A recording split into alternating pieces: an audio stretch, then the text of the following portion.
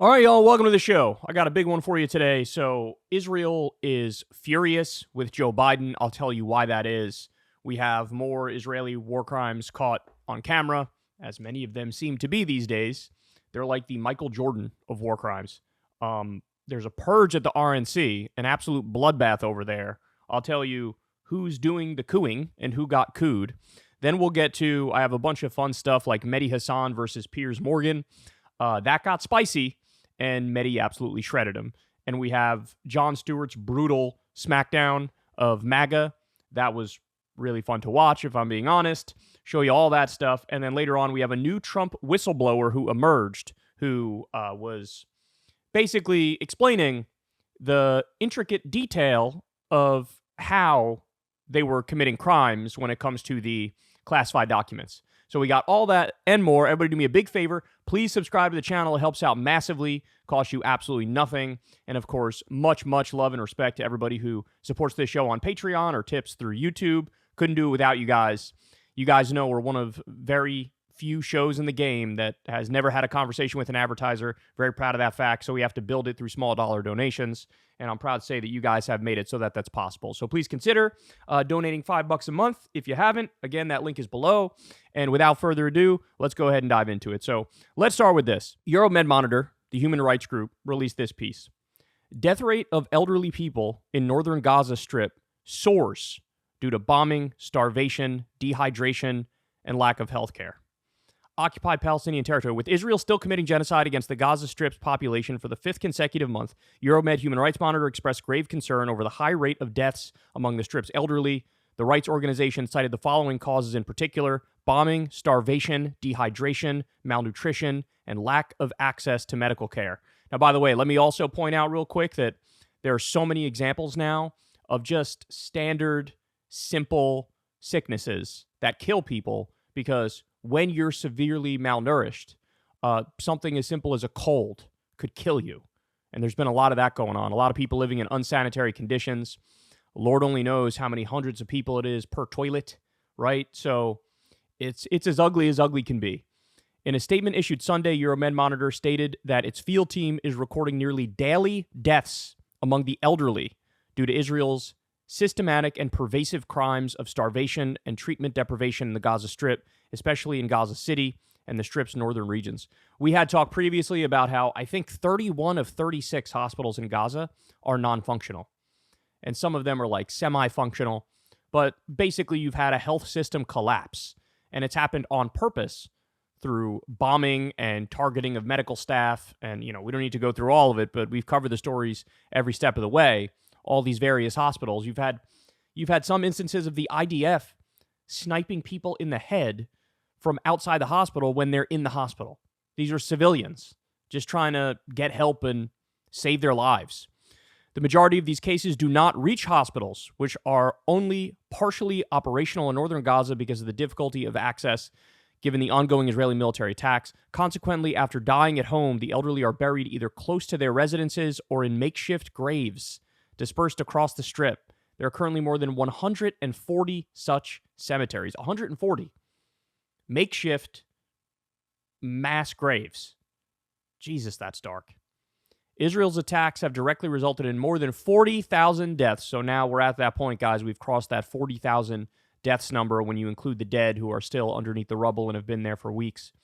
Since the start of this genocidal wave 5 months ago, of these victims, 92% were civilians and 7% were elderly people. Thousands of victims have died from starvation. Thousands, they're saying.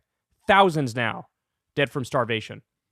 Malnourishment and inadequate medical care. These are considered indirect victims as they were not registered in hospitals. One of the few patients successfully made it to a hospital recently is a 72-year-old man who died on March 6th at Kamal Adwan Hospital in northern Gaza. The cause of death was malnourishment and dehydration. See, this is what happens when you cut off food, fuel, water, electricity. People die because they don't have enough to drink, and they die because they don't have enough to eat. And again, let's be clear, this is intentional. This is done on purpose. And this is something that the ICJ and the UN has repeatedly said to Israel, you can't do this. This is not in the realm of what is acceptable. This is not debatable. This is not an opinion. You can't do it. But nonetheless, they proceed to do it. Similarly, Gaza City resident Ahmed Shehabar told the Euromed Monitor team that 8 elderly residents had passed away in the previous 3 days in his neighborhood of Al Sabra due to a variety of complications brought by malnutrition, a lack of access to health care, and the cold weather. So this article goes on, I highly recommend you guys follow Euromed Human Rights Monitor on Twitter. They give a lot of updates on what's going on in Gaza, and it'll really open your eyes to, number one, how bad it is, number two, how severely underreported it is in the United States. So now, let me show you this. Again, this is from one of the Euromed Monitor people as well here. According to Euromed Monitor and their documentation, the person on the bike is named Abdul Karim Radwan Awad, and he was killed. The second person is Mohammed Salama Alatal, and he was seriously injured. Both of them were civilians. And what Rami Abdul here is showing is a new war crime caught on camera. This one is from March 4th. It's an Israeli drone, I guess, and they look down and they see that they think, oh my God, these are Hamas fighters with weapons. It turns out it's one guy walking with a bicycle and another guy carrying flour so that they can try to have some food and survive this absolute onslaught. So I'm going to give you a warning in advance here. This is not pretty, but I'm going to play for you the attack, the murder, the last moments of the lives of these 2 Palestinian civilians before they were killed. So everybody just listening podcast style. Israel says, oh no, this guy's walking with, it's an RPG that he's walking with. It wasn't. It was a bicycle. And guys, understand something. This example is actually one of the examples that isn't even one of the most egregious. How many examples have we had of people literally waving white flags who get murked? It happens all the time. They've murked their own Israeli civilians thinking they were Palestinian because they were waving white flags. So in other words, there really is they don't particularly care if it's a civilian or a Hamas fighter. It's collective punishment mindset. It's they're all guilty enough. And you'd think you'd want some extra verification before you end somebody's life. By the way, if this is a Hamas fighter, why are they out there in the open? Why is it 2 of them? These things don't occur to them because, again, they don't care. They don't care. So in this instance, they have the fallback of, oh, well, we thought maybe he had a weapon. But the thing is, you didn't really know because it wasn't a weapon. And again, you didn't really care because of the countless other examples of people not having anything that's threatening and them being killed. We've seen it with old people. We've seen it with young people. We've seen it with women. We've seen it in every scenario you can imagine. But now we have even more war crimes caught on camera. So I'm going to play this here for you. Around 1.3 million Palestinians are displaced in Rafah, southern Gaza, which previously housed around 260,000. So stop and think about that. 1.3 million in a place that's only meant for 260,000. This is where you get the deeply unsanitary conditions. This is where you get a situation where there's not nearly enough food, there's not nearly enough water, and all of that. Of course, Israel's trying to block a large amount of the humanitarian aid that's supposed to be getting in there. So, here, I'll play this video for you and we'll get some more information about this.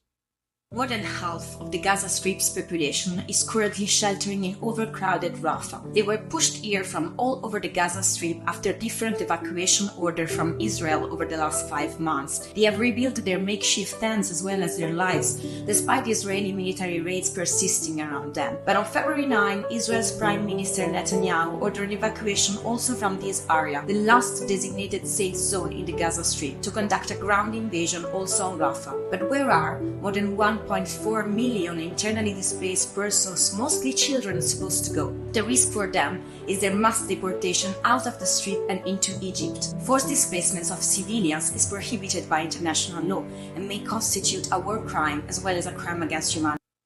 In the meanwhile, those people of Gaza City and the northern Gaza Strip who have refused to evacuate their homes are currently facing severe starvation and a strangling siege as collective punishment from Israel. They have been using animal fodder instead of wet flour to make bread throughout the past months, but during the last 2 weeks, even animal fodder is no longer available. Dozens of people are currently collapsing in the streets due to starvation, according to our colleagues in Gaza City. No milk is available for children, and mothers are unable to breastfeed their newborns. The entire population still there is starving. Israel's ongoing occupation and apartheid, as well as policies of starvation and forced displacements, are designed to destroy Palestinians both individually and as a group, to destroy their existence, their right to return, and their self-determination. The international community must intervene now to protect the Palestinian people against the mass forced displacement and the ethnic cleansing of the Gaza Strip, to guarantee fast and unrestricted access of humanitarian aid in the north and in Gaza City, and to ensure the safe return of internally displaced persons at the earliest possible stage back to their homes. I keep forgetting about the animal feed situation, that people are so desperate and starving, they were eating animal feed, and by the way, they're now even running out of that. Running out of that. All right, so now let's talk about this. Biden and the U.S. came up with this brilliant idea of, instead of forcing Israel to stop blocking the humanitarian aid, which he absolutely has the ability to do, instead of doing that, we're going to say, what if we go around Israel, our own client state, and build a port in Gaza, which could take months, potentially, to build, even though they need the support now. Let's build that, and then we will deliver our aid right to the port. Now, I told you guys from the beginning, this struck me as just a PR ass-covering gimmick. It's effectively buying Netanyahu and the Israeli government more time to do whatever the hell they want to do while making it look like we're trying to stop it or temper it or whatever. So that was my original thought, is this is a PR ass-covering gimmick. But we've now since learned that this was not even necessarily Biden's idea, this port. Look at this. Again, from Euromed Human Rights Monitor. Israel admits Biden's Gaza seaport has been Netanyahu's idea all along, and it's part of Israel's plans to dismantle and replace the UNRWA, as well as permanently cut Gaza off from Israel, the West Bank, and the world, and contain international outrage against Israel's war and starvation of Gaza. So, this was Netanyahu's idea all along. And the idea is to cut Gaza off from Israel in particular. Now, there's another theory floating around out there, which I have no evidence of, but I'll float it anyway, just so that you guys know what people are talking about. And it's that this port actually has more to do with natural gas that's just off the coast of Gaza than anything else. Now, again, I don't have evidence that this is the real reason. Pretty much everything we're doing in talking about this port is speculation. I don't even know if it's for sure going to be built, right? But the bottom line is, if indeed your main concern was getting humanitarian aid to Palestinians, all it would take is one phone call from Joe Biden where he says, this is no longer debatable. You're going to allow in 100% of the humanitarian aid. And if you don't, we cut off your money, we cut off your weapons, we condemn you at the UN, and we may sanction your ass. Then immediately they would backtrack. And we know this is the case because of the history of U.S. presidents and Israeli prime ministers. We know that Ronald Reagan made a phone call when Israel was bombing Lebanon and said, you're doing a Holocaust, I need you to stop it. Within 20 minutes, it was stopped. George H.W. Bush also talked to the Israeli prime minister and said, we're going to condition $10 billion in loan guarantees to you only if you freeze settlement expansion. And what happened? They froze settlement expansion. So Biden can do more, but he's choosing not to. But this is now what's going on when it comes to the port. There's reporting that it's actually Netanyahu's idea in the first place. This is really interesting. So Israel, the government, is apparently super pissed at Joe Biden. Why is that? Because Biden the other day, or the U.S. government the other day, came out and floated this idea of like, we don't know how much longer Netanyahu is going to be in power because he's losing support and he's losing it quickly. And he was talking about not only among the population, which wants to see him gone, but internally, the Israeli government, the coalition is kind of falling apart. So they come out and say that, and then we get this. Breaking, a senior Israeli official hits back super hard at the U.S. intelligence threat assessment report, which claimed Prime Minister Netanyahu's viability as a leader may be in jeopardy due to public criticism over the October 7th attacks. The Israeli official said, quote, those who elect the Prime Minister of Israel are the citizens of Israel and no one else. Israel is not a vassal state of the U.S. Wrong. but an independent and democratic country whose citizens are the ones who elect the government. The Israeli official added, "We expect our friends in the U.S. to act to overthrow the terror regime of Hamas and not the elected government in Israel." Well, look, here's the problem with that. If Israel was not our ally, we would have been talking about doing regime change because it's a terrorist government about 150 days ago. But they are our ally, so they got nothing to worry about in terms of us doing regime change against their ass. But even the tiny little pushback of like, we don't know how much longer this guy's going to last in this government because there's tremendous unrest and people don't like what he's doing. Even Biden and the U.S. intelligence agencies pointing out the absolute obvious leads to this, "Oh, how dare you say that?" God, they're such whiny babies. It's unbelievable. They're in the midst of a genocide, and if you're like, hey, we'll arm and fund your genocide, but like, we have some criticisms around the edges, they're like, "Oh, how could you?" It's that, and it's the victim card endlessly with the Israeli government. All right. Just now, U.S. National Security Advisor Jake Sullivan throws cold water on reports that the Biden administration could restrict military transfers to Israel if it goes through with Rafah incursion without plans for civilian protection. Oh, so remember all that huffing and puffing? A lot of people were pretending Biden said there's a real red line for Israel if they do this Rafah invasion and really start lighting stuff up there. That's a red line for us. What people are not telling you is that the very next sentence from Biden was, "But I'll never abandon Israel." So he's asked, would the Rafah invasion be a red line? He goes, "Yes, but I'll never abandon Israel." Okay, so that's not a red line. What are we doing here? And now they're making it crystal clear. Oh, are there going to be any actual policy consequences if they do the thing we're telling them not to do? Of course not. Again, guys, why is this? Because we don't actually have a disagreement with what they're doing. We might not like it, but we're going to tolerate it, we're going to accept it, and we're going to keep sending the money and keep sending the weapons because we're on fucking autopilot here. And Joe Biden is a dyed-in-the-wool Zionist, as he's told us 417 times over the past however many months. So no consequences, no accountability, no justice, and they're laying it out, screaming it at the top of their lungs.